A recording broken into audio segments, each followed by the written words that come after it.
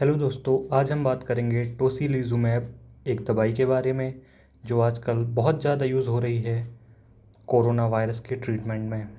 बहुत ज़्यादा तो यूज़ नहीं हो रही है, लेकिन बहुत ज़्यादा ये चर्चा में है ये दवाई, क्योंकि ये कोरोना वायरस के लिए यूज़ की जा रही है कई सेंटर्स पर।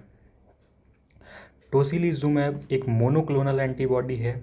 मोनोक्लोनल एंटीबॉडी आप में से जो लोग नहीं जानते उन्हें मैं बता दूं कि ये हाइब्रिडोमा टेक्निक एक टेक्निक होती है, उसके द्वारा बनाई जाती हैं और ये एंटीबॉडीज़ होती हैं। जैसे कि आपको पता होगा, हमारी बॉडी में जब भी कोई रिएक्शन होती है, कोई फॉरेन बॉडी जिसमें बैक्टीरिया, वायरस, फंगस, इवन कोई भी माइक्रो ऑर्गेनिज्म हमारी बॉडी में आता है, इवन पैरासाइट्स, तो हमारी बॉडी उसके रिस्पॉन्स में एंटीबॉडीज़ बनाती है।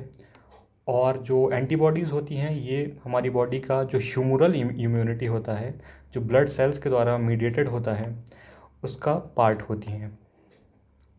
इसी प्रकार से ये जो हाइब्रिडोमा टेक्निक है, इसमें हम आर्टिफिशियली बॉडी के बाहर किसी कल्चर मीडियम में किसी सेल्स के अंदर हम ये मोनोक्लोनल एंटीबॉडीज़ बनवाते हैं।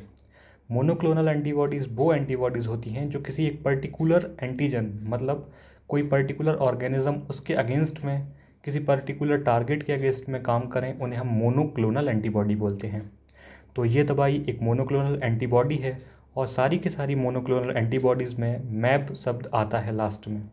जब भी आप कोई मोनोक्लोनल एंटीबॉडी ड्रग देखेंगे तो उसमें आखिरी में मैब आएगा।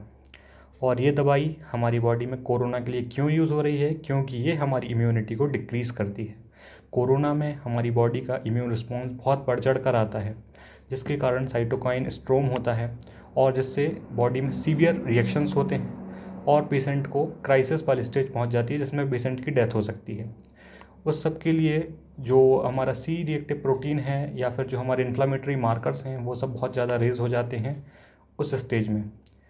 तो ये उन सब स्टेज को कम करती है, कंट्रोल करती है ये दवाई। तो ये दवाई पहले से यूज़ हो रही थी, जिसमें रूमेटॉइड आर्थराइटिस, जिसे हम गठियाबात बोलते हैं, उसमें जुवेनाइल इडियोपैथिक आर्थराइटिस, जो बच्चों में जो ऑलमोस्ट 12 से 18 साल के बीच के जो बच्चे होते हैं उनमें, जुवेनाइल बच्चों में ये आर्थराइटिस होता है। और कोविड-19 कोरोना वायरस, इसके लिए भी ये दवाई यूज़ हो रही है, क्योंकि ऊपर वाली जो दवाई जो आपको मैंने बीमारियां बताई हैं जिसमें आर्थराइटिस है, उसमें भी सेम टाइप का रिएक्शन होता है।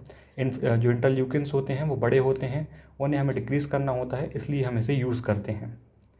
तो ये इंटरल्यूकिन 6 पर्टिकुलरली, इंटरल्यूकिन वो सब्सटेंस होते हैं जो सेल से रिलीज़ होते हैं और इन्फ्लामेशन करवाते हैं बॉडी में।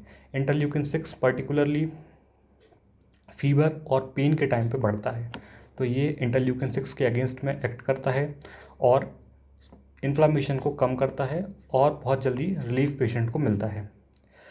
इसके अलावा एक कैसलमैन डिसीज़ जो जापान में हुई है पहले, उसमें भी ये यूज़ हुई है ये दवाई। इसके अलावा इसके मेन साइड इफ़ेक्ट्स की अगर बात करें तो ये एलर्जी, रैश और अल्सर, ये 3 इसके मेन साइड इफ़ेक्ट हैं। गैस्ट्राइटिस वगैरह भी करता है, कई जगह परफोरेशन वगैरह भी करें इसने स्टमक में, तो ये इसके कुछ साइड इफ़ेक्ट हैं, मगर वो रेयर हैं। जनरली एलर्जी और रैश इसके कॉमन साइड इफ़ेक्ट्स हैं। ओरल अल्सर्स वगैरह, स्टमक गैस्ट्रिक अल्सर्स वगैरह इसके कॉमन साइड इफ़ेक्ट्स हैं। कॉन्ट्राइंडिकेशंस की अगर बात करें तो active bacterial and fungal infections इसके कॉन्ट्राइंडिकेशन हैं, क्योंकि अगर आप कोई, ये दवाई हमारी इम्यूनिटी को डिक्रीज़ करती है इंटरल्यूकिन 6 को एंटागोनिस्ट करके, उसके अगेंस्ट में काम करके। इन्फ्लामेशन हमारी बॉडी का बहुत ही इंपॉर्टेंट प्रोटेक्टिव रिस्पॉन्स है, लेकिन जब वो ओवर होने लगता है तो हमें उसे सप्रेस करना पड़ता है, क्योंकि ओवर इन्फ्लामेशन के भी ड्रॉबैक्स हैं, प्रॉब्लम्स हैं। तो जनरली हर बैक्टीरियल, वायरल, फंगल इन्फेक्शंस में ये हमें इन्फ्लामेशन होता है, लेकिन अगर कोई एक्टिव बैक्टीरियल और फंगल इन्फेक्शंस हों, उनमें हमें इन्फ्लामेशन प्रोटेक्ट करता है। तो उस केस में अगर वो पहले से है और आप टोसिलिजुमैब दोगे, तो जो हमारी इम्यूनिटी है, जो उस बैक्टीरिया, वायरस से, फंगस से लड़ रही है, उसके अगेंस्ट में काम कर जाएगा और हमारी इम्यूनिटी उसको ओवरकम नहीं कर पाएगी। तो ये टोसिलिजुमैब बैक्टीरियल और फंगल इन्फेक्शंस के, पर्टिकुलरली टीबी, वो बीमारियां इसके कॉन्ट्राइंडिकेशन है, मतलब उन बीमारियों में ये दवाई हमें नहीं देना है। और इसको हम जो रूट देते हैं वो जनरली हम इसे आईवी रूट से देते हैं। जो कोरोना में पर्टिकुलरली आईवी रूट से ये दवाई दी जाती है। 100 ml NS में सलाइन में इन्फ्यूज़न बना के इसको देते हैं। इसके अलावा ये जो सबक्यूटेनियस इंजेक्शंस भी मोनोक्लोनल एंटीबॉडीज़ के कई जगह लगाए जाते हैं, लेकिन कोरोना में ये जनरली एनएस में इन्फ्यूज़न के रूप में आईवी दी जाती है।